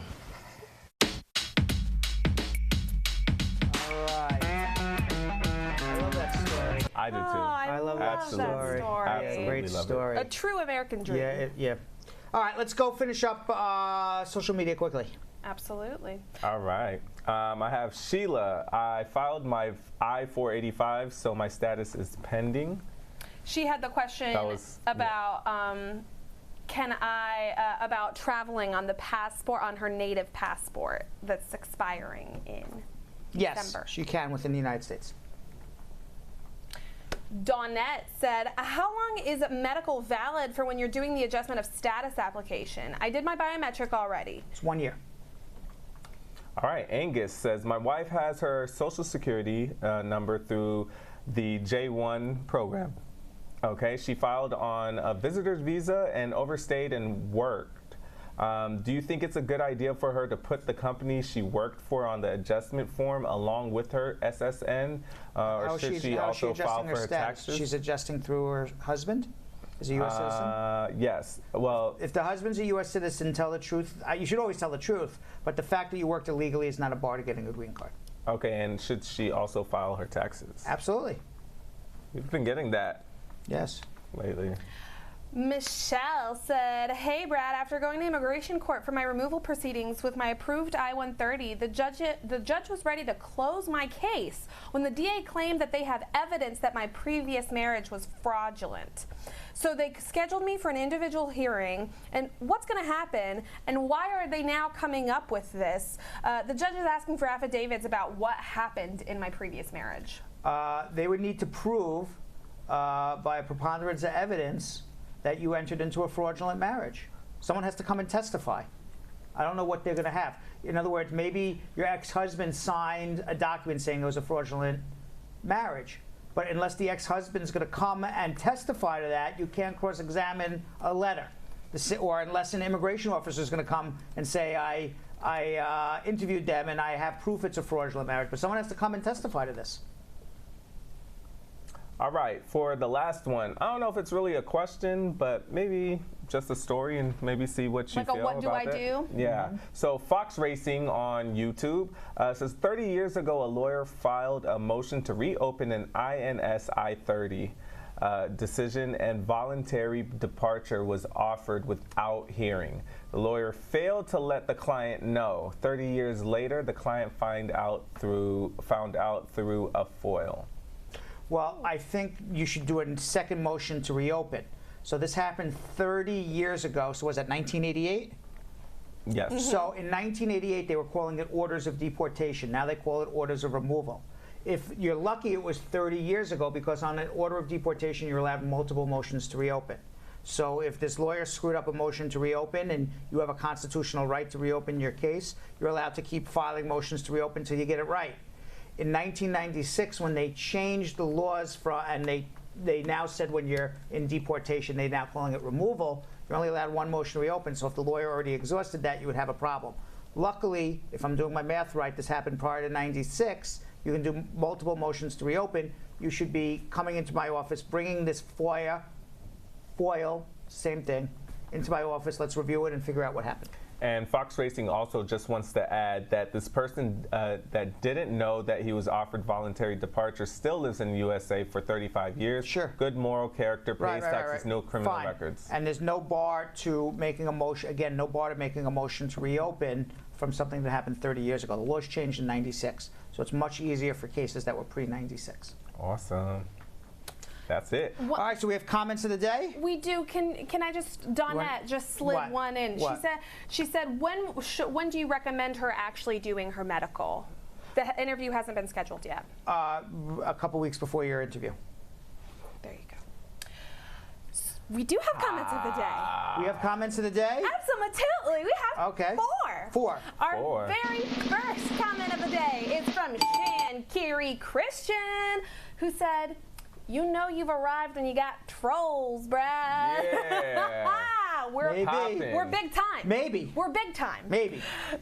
Burke Madeira, upon watching the Chows, both parts 1 and 2, said, Brad, please tell them that I'm up for adoption. I will call them and let them know. Me too, Sally. I don't know if they want to adopt adult women, but I will. If they do, you're in. Start the the line. You're in. Juliet, with a beautiful comment, said, "Let's all show the Brad Show some love and silence the trolls." All right. Yes, queen. And then finally, we had Carol Anderson, the Tiger, who was so moved by Mayor Wilmot, who said, "It is really a beautiful story that I love. When you come out on top and you win, I love it. What a goal you want to reach." All right, and with that, everybody, we will see you all tomorrow. We're not going to do a pop-up show, I'm now told. Right. I think here's what I'm thinking. What? Hump Day is after hours. You already got after built hours. It was already built in. Absolutely. And we're popping up. Yes, we've exhausted all our comedy already. We've just been too damn funny. Too damn funny. Earlier in the show during the schmooze. Yeah, So exactly. we'll see you all tomorrow, but you never know when we'll pop up. You got to subscribe. The pop-up is only on YouTube. So do that right now. So you got to subscribe to YouTube to see the pop-up. You never know when it'll happen. Yeah. We're not going to do it right after this show, but you never know. No. May happen in 2 hours from now. May happen tomorrow morning. You never know when the know. pop-up's going to happen, but you got to subscribe on YouTube. So go to YouTube right now, Bradshaw Live, subscribe to YouTube, and you never know when we'll be popping up there for a few minutes. We'll see you all tomorrow at 5:30, that's for sure. So Sam, as part of the production, we have to say this disclaimer at the end of the show. Do you mind reading it for me? Okay, but you know, Brad, I have to do everything around here. It's bad enough I've got to remember everything that happened on the episode from the previous day. Forget it, I'll do it. The proceeding was information only and not specific legal advice. Consult an attorney about your individual situation. Prior successful results do not guarantee a similar outcome in the future. To make an appointment with the Spar and Bernstein law firm located at 225 Broadway in New York City, call 1-800-529-5465. That's 1-800-529-5465. Easy to remember, 1-800-LAW-LINK. That's 1-800-LAWLINK.